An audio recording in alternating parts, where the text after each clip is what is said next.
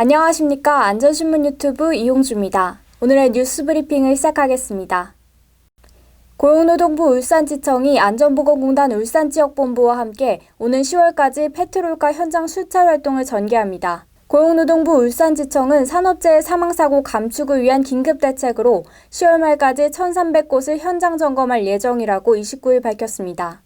특히 지난해 발생한 산재사고 사망 중 50%를 차지한 건설 현장 추락재해 예방을 위해 점검 인력을 집중 투입할 방침입니다.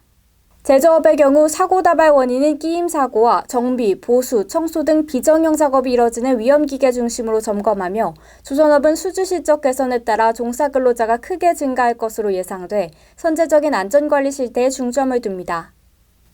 내달부터는 소화전 5m 이내 불법 주정차를 할 경우 기존 4만 원보다 2배 상향된 8만 원의 과태료를 납부해야 합니다. 행정안전부와 소방청은 내달 1일부터 도로교통법 시행령이 개정됨에 따라 연석에 적색으로 칠해진 소화전 주변 5m 이내에 주정차를 하는 경우 과태료가 8만 원으로 상향된다고 29일 밝혔습니다. 이번 개정사항을 적극 알리기 위해 행안부와 소방청은 지자체 소방서 및 안전보안관들과 함께 전국 단위 합동홍보 캠페인을 8월 중 실시할 예정입니다.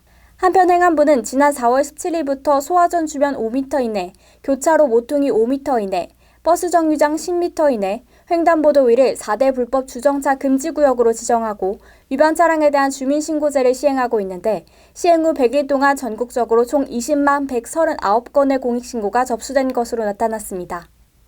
직업건강협회가 보건관리자와 산업보건업무 종사자들의 업무 역량 강화를 위해 미국 LA에서 해외 연수를 진행했습니다. 직업건강협회는 11일부터 18일까지 6박 8일 동안 미국 LA에서 해외산업보건 현장 연수를 실시했다고 26일 밝혔습니다.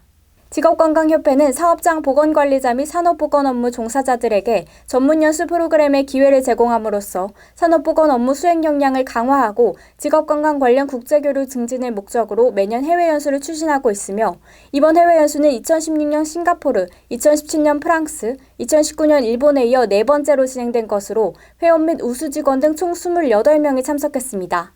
이번 프로그램에서는 워너브라더스, 자포스 등의 사업장과 핸더슨 병원 등의 의료기관을 방문함과 함께 이슈정 캘리포니아 샌프란시스코 대학교 교수의 특강과 남가주 한인 간호사협회, 미국산업보건 간호사협회와의 간담회 등이 추진됐습니다.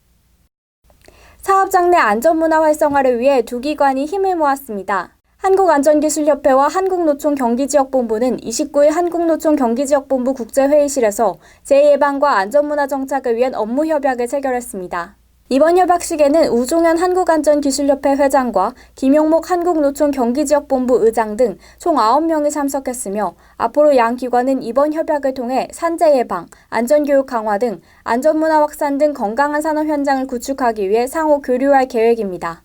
우종현 한국안전기술협회 회장은 한국노총 경기지역본부와의 업무협약을 통해 사업주 및 근로자들의 안전에 대한 인식 변화에 앞장서고 사업장 내 안전문화가 정착될 수 있도록 노력하겠다고 밝혔습니다.